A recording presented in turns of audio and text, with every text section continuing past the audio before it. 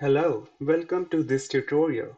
The objective of this tutorial is to understand the data we have before developing any of the machine learning model. So in this tutorial, we'll be using a dataset which tells us about housing prices based on different features of the houses, like number of rooms it has, the area of the house, and other stuff like that. So I'll be writing my Python codes in this tutorial using Jupyter Notebook environment. To have Jupyter Notebook, you need to have Anaconda Navigator installed in your system, and I'll be providing a link in the description as well. I'll also be providing the dataset that I'm using in this tutorial. So let's go. Now, my first step is to open Jupyter Notebook in the folder of my choice. So my personal preference is to open my Jupyter Notebook environment in the same folder where I have my dataset. But you can also access your dataset if it is in some random directory. So here I have used my command prompt, and currently I'm in my mother directory, which is C directory. So my data currently is in a machine learning testing folder in D drive. So all I'll be doing is navigating through that particular folder. So as I said, it's in the D drive. All I'm doing is now going to the folder where I have my dataset. So you can see that the dataset is that Melbourne data.csv is in machine learning testing folder. So now that's it. So all I have to do now is type Jupyter Notebook. It will open a new browser window where I can see the Jupyter Notebook environment. This is how my Jupyter Notebook environment looks like, that I'm in the directory D and inside the folder called machine learning testing. And I can see my data here as well, melbourne data.csv. Now I create a notebook environment in Python 3 using this new button over there. It will open a new tab, and that's it. I'm ready to write my code in Python. So the first task is to read the data from the same folder where my Jupyter Notebook environment is. But we need to import certain libraries of Python to read the data. So first library that I'll be using to read my data is Pandas. Pandas is a standard library used for this purpose. So I'm importing Pandas library as a variable called PD. So it will be easier for me to write PD instead of Pandas every time. And on other library that I'm interested in using OS. So that's all. I'll be running this. So you see this star button over here? It means it was running at that time. So I have imported my pandas library and operating system library as well. So now the task is to read your data, which we are interested in. So data, I'm creating a variable called data, and I'm reading it using pandas library.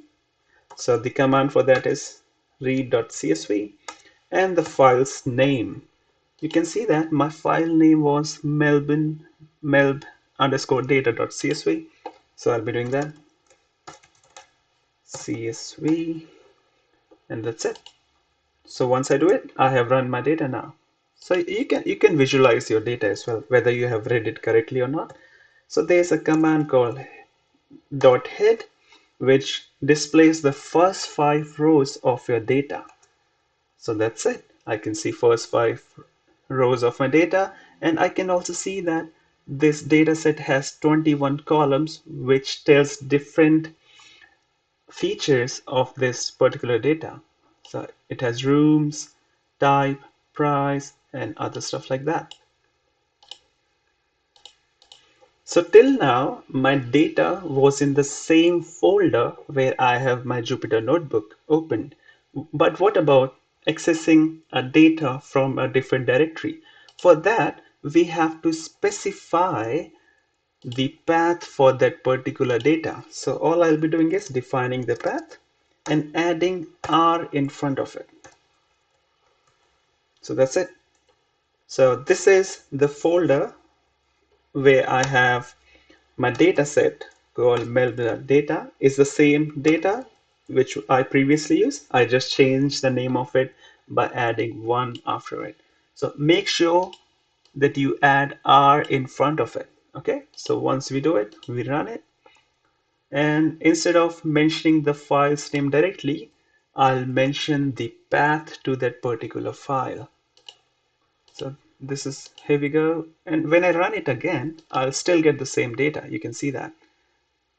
So this is what happens when we access data from a different directory than our Jupyter Notebook. So now I'm interested in playing around with the data. Suppose if I'm not interested in so many features of this data set, what if I want to filter it out? So you can do that as well. So right now you can check it what are the columns names that you have. For that we use data.columns and we run it. You can see that there are so many columns names over there. And suppose if I'm only interested in the data from suburb column. So for that, all I can do is simply write data dot suburb over there. And again, I can plot my data.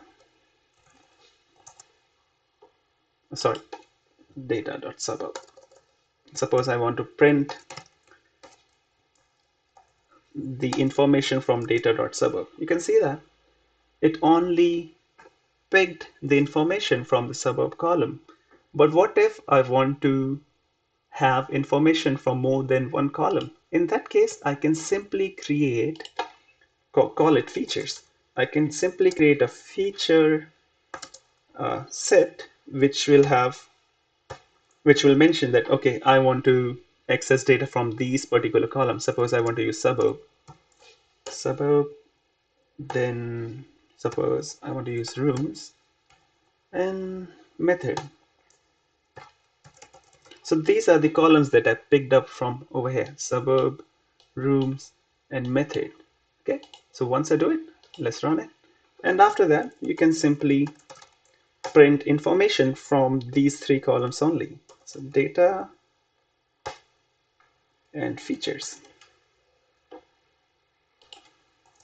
That's it. You can see that we have filtered our data only based on our preference of three different columns. So that's it. You have learned enough. We started with importing the libraries. Then we started by defining the path of the file that we want to access. And this is where we used .read CSV command to read the data. And after that, I filtered my data based on the features of my preference. That's all. You have learned enough to play around with your data and to develop your first machine learning model. Thank you.